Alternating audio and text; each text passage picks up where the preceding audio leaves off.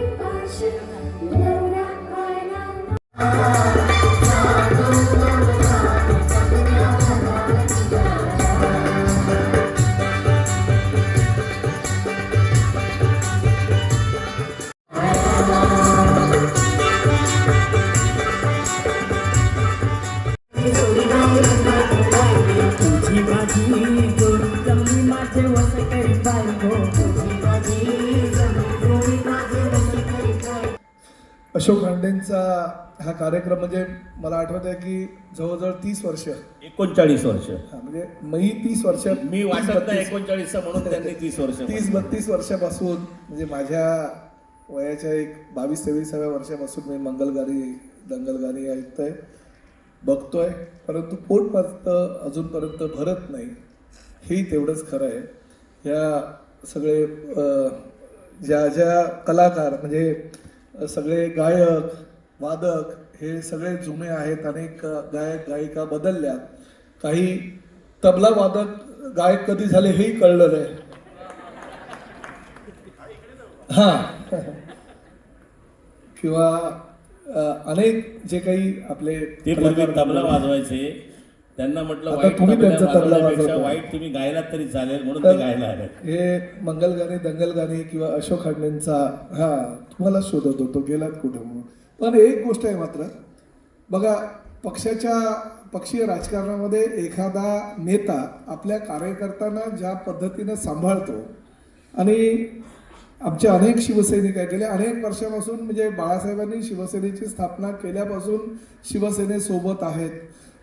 त्यानंतर आता एकनाथ शिंदे साहेबांबरोबर आहे, आणि त्या माध्यमातून संघटनेच्या पदाधिकाऱ्यांना कार्यकर्त्यांना कसं सांभाळायचं हे जे नेत्यांमध्ये जे अवगत असतं ते सगळे सद्गुण अशोक खांडेंमध्ये आहेत. कारण मी मगापासून ते समोर बसून हाच विचार करत होतो की ह्या सगळ्या कलावंतांना गेल्या अनेक दिवसांपासून वर्षांपासून सांभाळण्याची किमया अशोक खांडेंमध्ये आहे. म्हणजे निश्चितपणे अशोक खांडे भविष्यामध्ये राजकीय नेता होऊ शकतात, आणि त्यामुळे त्यांना मी शुभेच्छा देतो. जास्त वेळ घेत असा नाही. आमचा एकमेव पक्ष आहे की ज्याच्यात फूट पडलेली नाही.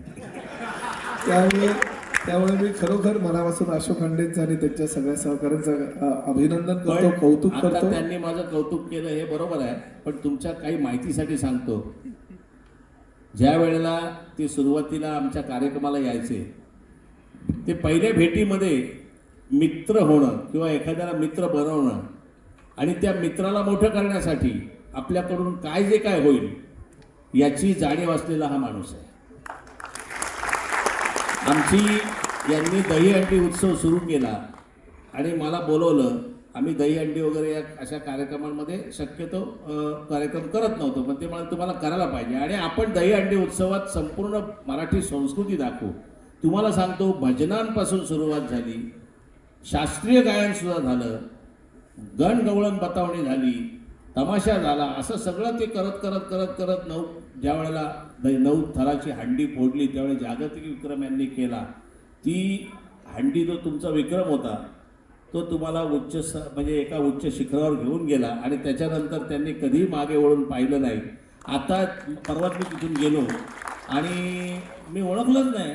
माझी मिसेस म्हणाले, अहो इथे आपलं दहीहंडीचा कार्यक्रम झाला. अरे म्हटलं इथे जाणं, तो परिसर असा बदलून टाकला की खऱ्या अर्थानं जिथे जिथे जातील तिथे तिथे विकास करतील, जिथे जिथे जातील तिथे तिथे शिस्त आणतील आणि जिथे जिथे जातील तिथे सहकाऱ्यांना समवेत घेऊन चालण्याची यांची जी हे आहे. त्यामुळे परिवहन खातं हे आता एक महाराष्ट्रातलं सर्वोत्कृष्ट खातं होण्याच्या मागे आहे. एवढं तुम्हाला शुभेच्छा देतो. धन्यवाद.